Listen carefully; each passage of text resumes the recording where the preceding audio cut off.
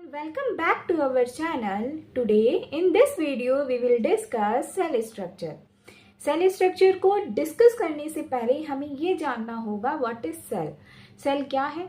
Cell किसी भी organism का स्मॉलेस्ट पार्ट होता है जो सारे लाइफ के सारे बेसिक फंक्शंस को करने का कार्य करता है, like growth, metabolism, reproduction.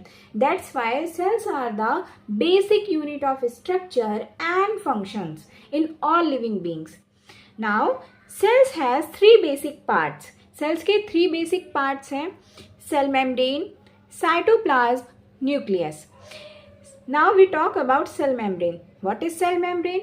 It is a thin membrane present around the cytoplasm. Cytoplasm जो स्ट्रक्चर है उसके अराउंड एक थिन मेम्ब्रेन प्रेजेंट होती है जिसे सेल मेम्ब्रेन कहते हैं. Now its function, it forms the boundary of the cell. ये किसी भी सेल्स की बाउंड्री को बनाने का काम करती है.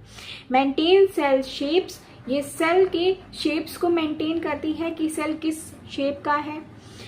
ये अलाउ करती है कुछ ही सेलेक्टेड सब्सटेंसेस को, लाइक ऑक्सीजन, वाटर, न्यूट्रिएंट्स. इन कुछ ही सब्सटेंसेस को क्या करती है, अलाउ करती है सेल्स में आने और बाहर जाने के लिए. दैट्स वाई ये किस तरह काम करती है, ये सेलेक्टिवली परमिएबल मेम्ब्रेन की तरह कार्य करती है. Now we talk about cell wall.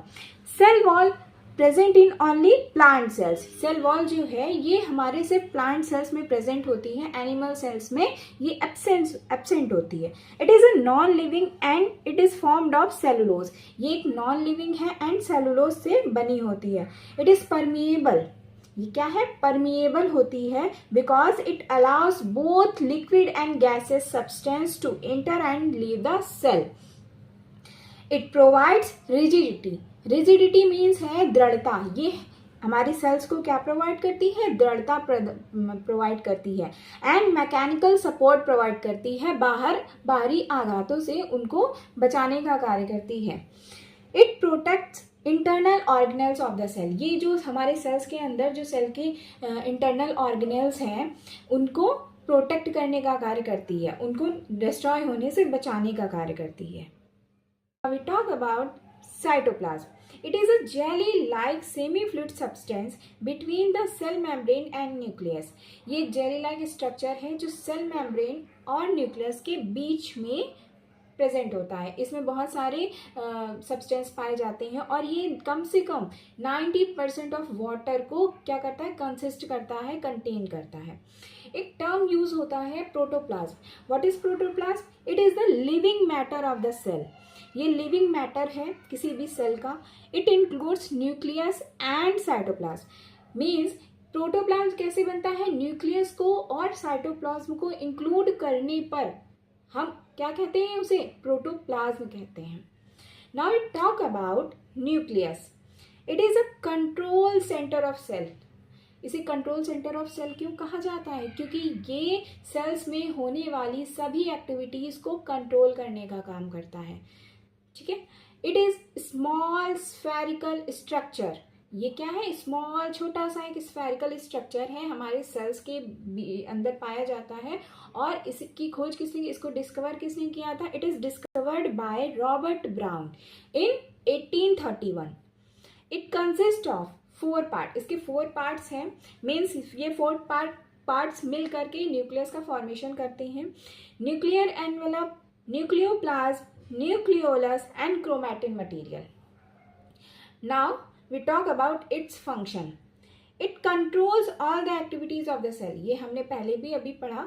ये हमारे सेल की सारी एक्टिविटीज को क्या करने का कार्य करता है, कंट्रोल करने का काम करता है.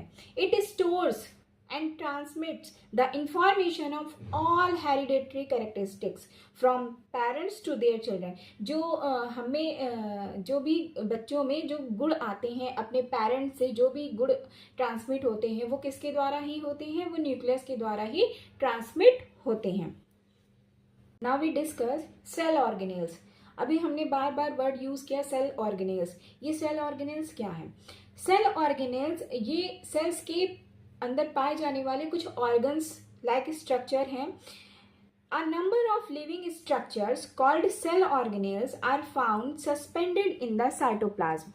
Means ये जो cell organelles हैं ये हमारे cytoplasm में सस्पेंड होते हैं, यानी कि सस्पेंडेड यानी कि स्कैटर्ड होते हैं, पड़े होते हैं, साइटोप्लाज्म में पाए जाते हैं. These are mitochondria, endoplasmic reticulum, Golgi complex, plastids, centrioles, lysosome, ribosome, vacuoles and etcetera.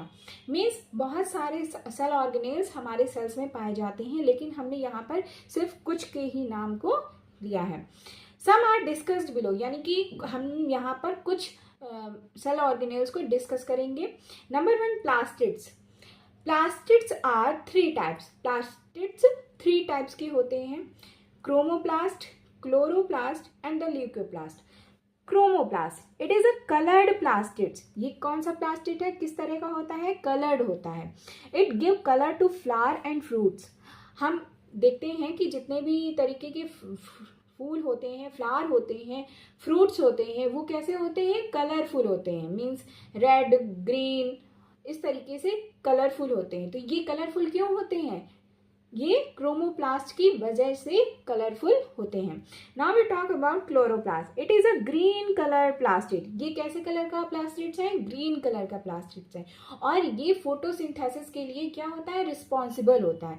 जो हमारे प्लांट्स में प्रोसेस होती है फोटोसिंथेसिस की, उस प्रोसेस के लिए ये जो क्लोरोप्लास्ट है ये क्या होता है, रिस्पॉन्सिबल होता है. क्यों होता है, क्योंकि क्लोरोप्लास्ट में क्या प्रेजेंस होती है, क्लोरोफिल प्रेजेंट होता है. दैट्स वाई ये हमारे फोटोसिंथेसिस के लिए रिस्पॉन्सिबल है.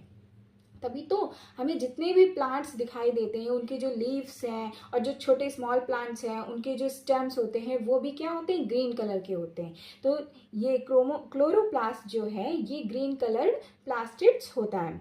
Now we talk about leucoplast. It is a colourless plastids. अभी तक हमने कलर्ड प्लास्टिड्स पढ़ा, ग्रीन कलर्ड प्लास्टिड्स पढ़ा, अब हम पढ़ते हैं कलरलेस प्लास्टिड्स. कलरलेस, रंगहीन, मतलब इसमें कोई कलर नहीं होता. ये सिर्फ किस लिए यूज होता है, इट स्टोर स्टार्च, प्रोटीन्स और फैट. ये प्लांट्स में स्टोर करने का काम करता है. स्टार्च को स्टोर करता है, प्रोटीन्स और फैट्स को स्टोर करने का काम करता है. Plastids present only in plant cell. Means ये जो प्लास्टिड्स हैं, ये जो 3 तरीके के प्लास्टिड्स हमने पढ़े, ये सिर्फ कहाँ प्रेजेंट होते हैं, only in plant cell. Means animal cells में ये पाए नहीं जाते हैं. Look at this picture. In this picture you can see it is a dual membrane structure. Means outer membrane and the inner membrane. ये जो यहाँ पर ये स्ट्रक्चर दिख रहा है ये क्या कहलाता है, लैमेला कहलाता है, लैमेला. और इसके अंदर देखिए ये सिक्कों के तरीके के स्ट्रक्चर दिखाई दे रहे हैं, जिन्हें क्या कहते हैं, थैलेकॉइड कहते हैं, थैलेकॉइड. अब ये ग्रुप ऑफ थैलेकॉइड्स, जहाँ पर ग्रुप ऑफ थैलेकॉइड्स होता है उसे क्या कहते हैं, ग्रेनम कहते हैं, ग्रेनम. एंड इस स्ट्रक्चर के अंदर, मतलब ये जो थैलेकॉइड्स हैं, ग्रेनम है, ये कहाँ पर प्रेजेंट होते हैं, ये एक स्ट्रक्चर, लिक्विड जैसा स्ट्रक्चर इनमें प्रेजेंट होता है, जिसे क्या कहते हैं, स्ट्रोमा कहते हैं, stroma. Okay, now we talk about mitochondria. This is a second organelles of any cell. It is a double membrane structure with the respiratory enzymes. अभी हमने क्लोरोप्लास्ट के बारे में पढ़ा, यानी कि प्लास्टिड्स के बारे में पढ़ा, तो ये भी क्या है, डुअल मेम्ब्रेन स्ट्रक्चर है. And the mitochondria it's also dual membrane structure with respiratory enzymes. Means इसमें रेस्पिरेशन के लिए जो एंजाइम्स होते हैं वो प्रेजेंट होते हैं. It is the site of respiration and release of energy in the form of ATP. It is called power house of the cell, क्योंकि ये रेस्पिरेशन के लिए साइट प्रोवाइड करता है एनर्जी के फॉर्म में. क्या, किस फॉर्म में एनर्जी रिलीज करता है, एटीपी के फॉर्म में एनर्जी रिलीज करता है. That's why it is called power house of the cell. ये power house of the cell कहलाता है. इन दिस पिक्चर आप देख सकते हो outer membrane and the inner membrane. And ये जो फिंगर लाइक स्ट्रक्चर है दैट इज कॉल्ड क्रिस्टी. और इसमें ये देखिए डीएनए भी प्रेजेंट होता है. और ये क्रिस्टी में छोटे छोटे पॉइंट्स आपको दिखाई दे रहे हैं, ये क्या कहलाते हैं, F1 पार्टिकल्स कहलाते हैं. और ये एक ऐसा स्ट्रक्चर है जिसमें क्या प्रेजेंट होता है राइबोसोम्स भी प्रेजेंट होता है। Now we talk about lysosomes. It is known as the suicidal bag of the cell. ये किसी भी सेल का सुसाइडल बैग कहलाता है। क्यों कहलाता है? Because it contains tissue dissolving enzymes. इसमें टिश्यू को डिजॉल्व करने के, डाइजेस्ट करने के एंजाइम्स प्रेजेंट होते हैं। It present only in animal cell. अभी तक हमने प्लास्टिड्स के बारे में पढ़ा कि ये प्लांट सेल में पाया जाता है केवल, और अब हम लाइसोसोम को पढ़ रहे हैं कि ये सिर्फ एनिमल सेल्स में पाए जाते हैं। It help in digestion of foreign bodies and worn out parts of the cell. ये फॉरेन बॉडीज को क्या करने का काम करते हैं? डाइजेस्ट करने का कार्य करते हैं। इसी वजह से इन्हें सुसाइडल बैग कहते हैं, आत्मघाती थैली। इस पिक्चर में आप देखेंगे, इसमें क्या है, ये एक लेयर पाई जा रही है that is called lipid layer, और इसके अराउंड देखिए छोटे छोटे सेल्स हैं जिनमें क्या पाया जा रहा है? मेम्ब्रेन ट्रांसपोर्ट प्रोटीन, यानी कि प्रोटीन को ट्रांसपोर्ट करने वाली मेम्ब्रेन प्रेजेंट है। इसके अंदर आप देखेंगे तो ये क्या है? हाइड्रोलिटिक एंजाइम मिक्सचर इसके अराउंड प्रेजेंट है। तभी तो ये टिश्यू को डिसॉल्व करने का काम करते हैं, क्योंकि इसमें क्या प्रेजेंट होता है? हाइड्रोलिटिक एंजाइम मिक्सचर प्रेजेंट होता है। Now the fourth organelles is centrosome. Centrosome is formed of small tubules. ये छोटे छोटे स्मॉल ट्यूब्यूल्स लाइक स्ट्रक्चर होते हैं, उनसे मिलकर के ये बना होता है। It is present only in animal cells, यानी कि ये सिर्फ एनिमल सेल्स में पाए जाते हैं, प्लांट सेल्स में नहीं पाए जाते हैं। It helps in formation of spindle during cell division. जब हमारी सेल का डिवीजन होता है तो सेल डिवीजन के दौरान, ड्यूरिंग सेल डिवीजन, ये क्या करते हैं? ये स्पिंडल्स का फॉर्मेशन करते हैं, यानी कि ये सेल डिवीजन के लिए रिस्पॉन्सिबल होते हैं। जब आपको हम सेल डिवीजन आगे पढ़ाएंगे, डिस्कस करेंगे, तब उसमें वहाँ बताएंगे कि किस तरीके से सेंट्रोसोम रिस्पॉन्सिबल होते हैं for sale division. Now we talk about endoplasmic reticulum. It is the network of membrane bound channels. ये membrane bound channels यानी कि membrane like structure, membrane यानी कि नेटवर्क होता है, membranes का नेटवर्क होता है जो कि फॉर्मेशन, कई सारे नेटवर्क मिल करके क्या फॉर्मेशन करते हैं? चैनल लाइक स्ट्रक्चर बनाते हैं। ये हेल्प करते हैं transport of substance within the cell. Cells के अंदर मीन्स जो सेल के अंदर एक सेल है उसके अंदर जितने भी चीज़ों का, सब्सटेंसेस का ट्रांसपोर्टेशन होता है वो इन्हीं के द्वारा होता है। ये एक सेल से दूसरे सेल में ट्रांसपोर्ट नहीं करते, ये सेल्स के अंदर ही ट्रांसपोर्ट करने का काम करते हैं। 2 टाइप्स के होते हैं। It is of 2 types, smooth endoplasmic reticulum and rough endoplasmic reticulum.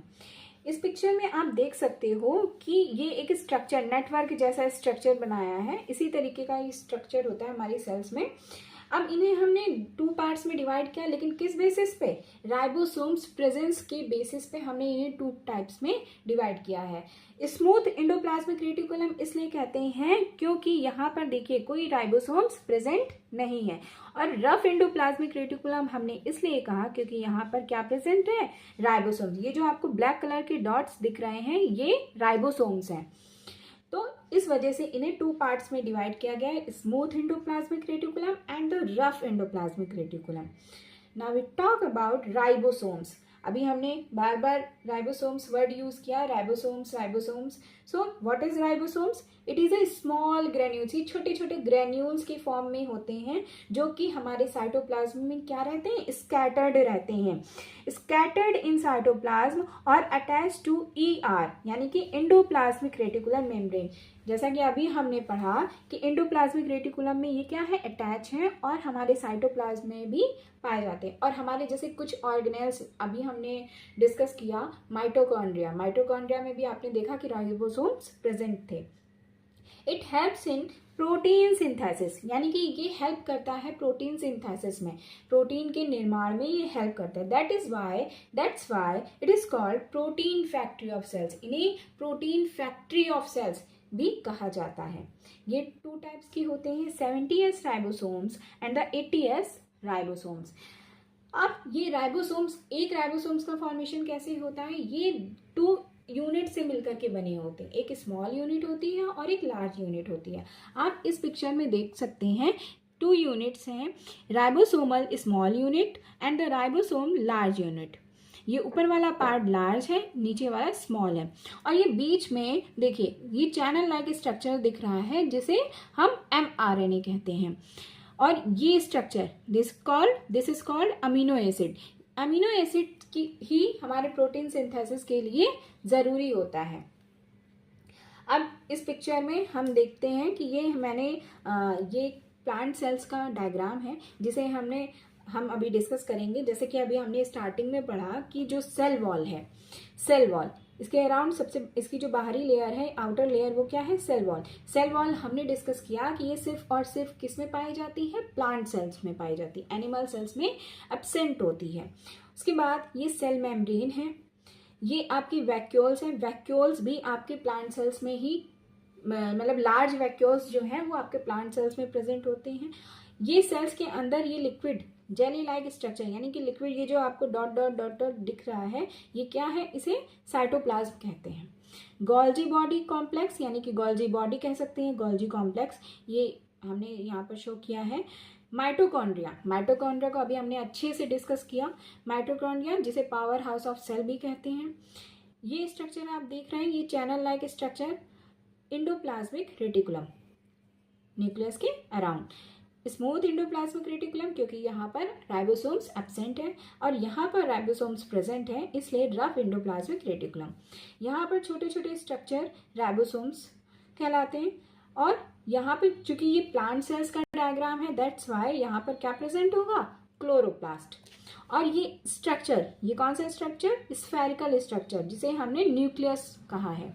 तो ये जो डायग्राम है ये आपका प्लांट सेल्स का डायग्राम है जिसे हमने अभी डिस्कस किया। ये पूरा स्ट्रक्चर सेल स्ट्रक्चर से रिलेटेड था।